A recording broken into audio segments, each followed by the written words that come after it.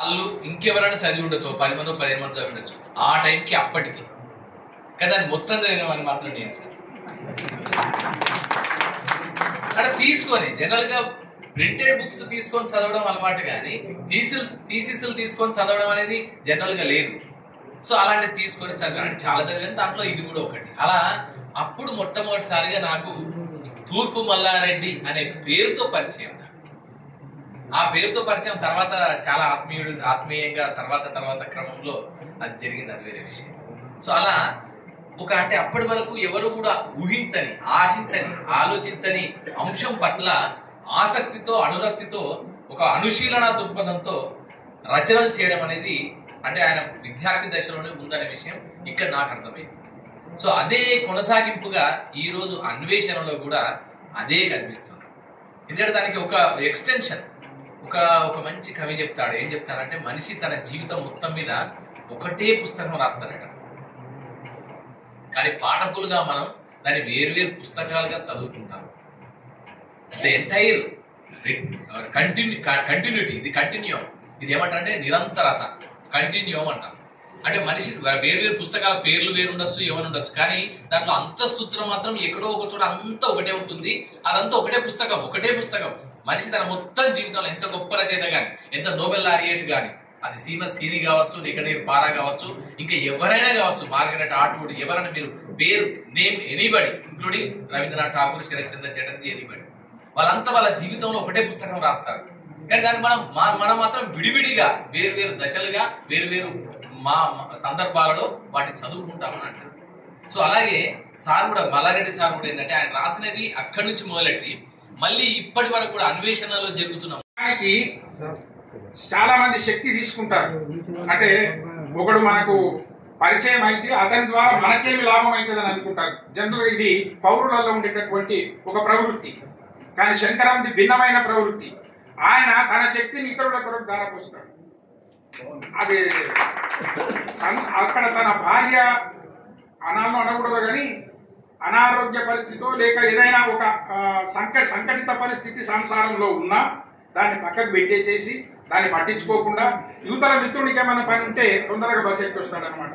So ఆ స్నేహ జలాన్ని తారపోసేటటువంటి మిత్రుడు శంకరం. కానీ ఆయనతో వ్యవహారం చాలా కష్టం. మహా అభిమానధనుడు, మామూలు అభిమానధనుడు కాదు.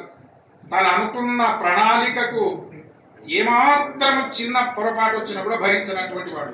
సో అతనితో చాలా ఉండాలి. అది సిద్ధారెడ్డి అన్నకు బాగా తెలుసు. మొత్తం తాను కవితా వృక్షమై ఇతర జిల్లాల మహాకవితాల వృక్షాల సరసన ఉంటూనే లేత కవితా మొగ్గలను ఆదరించి నొచ్చుకోకుండా అవి విచ్చుకునేందుకు కవిత్వ గంగాజలం సేచనం చేసే శంకరుడు మిత్రుడు.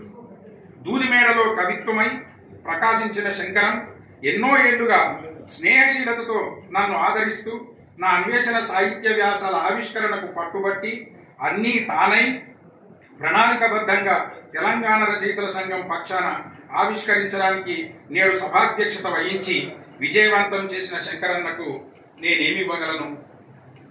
నిరంతరం ఆయన స్నేహాన్ని, ప్రేమను నా హృదయంలో వాడిపోకుండా కాపాడుకోవడం తప్ప. అందుకు శంకరమన్నకు నా హృదయ నాదాల ప్రణామాలు. నేటి సభకు ముఖ్య అతిథి, ఆవిష్కర్త నందిని సిద్ధారెడ్డి అన్న. ఆయన సార్ అంటే పెద్ద కోపం.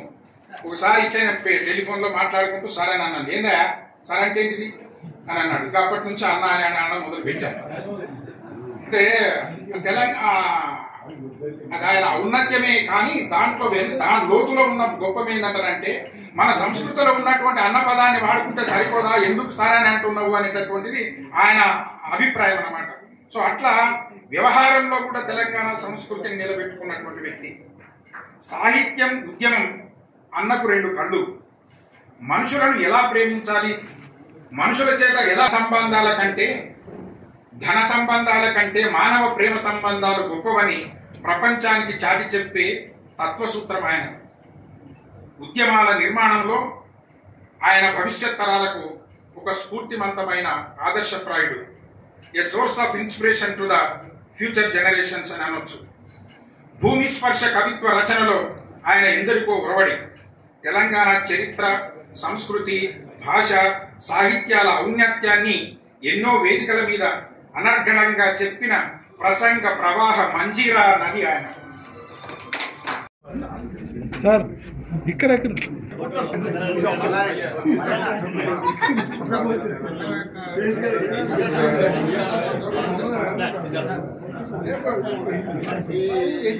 కిందికి రండి సార్, కిందికి రండి.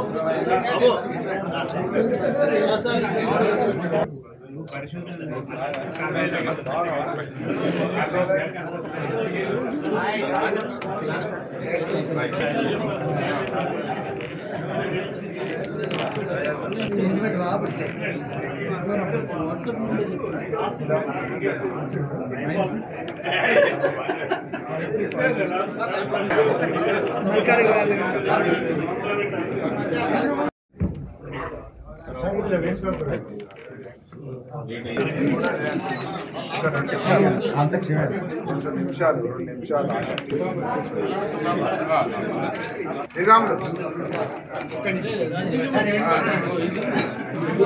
కొంచెం అక్కడ ఫోటో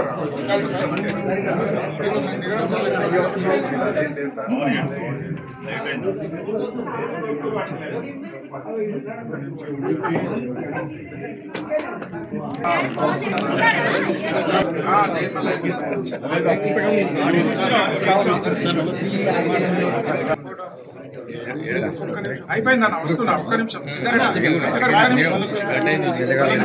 అయిపోయింది.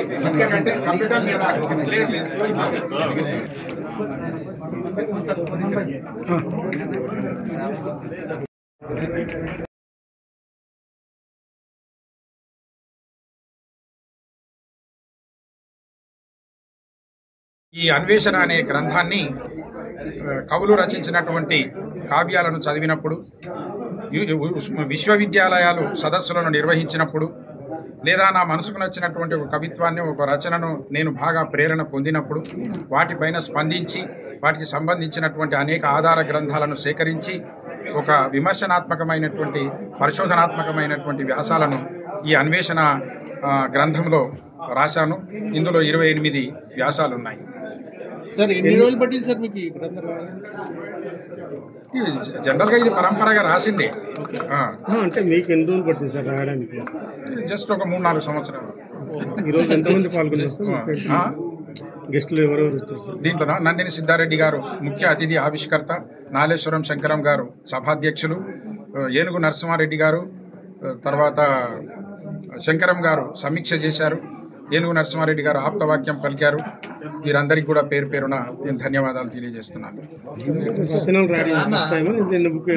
ఇంతకుముందు చాలా పుస్తకాలు ఉన్నాయి. కాళోజీ నారాయణరావు జీవితం సాహిత్యం, మొన్న సీఎం రేవంత్ రెడ్డి గారు చంద్రబాబు నాయుడికి సమర్పించిన బహుకరించినటువంటి తెలంగాణ కాళోజీ నాగుడవ కవితలకు కూడా సంకలనం చేయడం జరిగింది.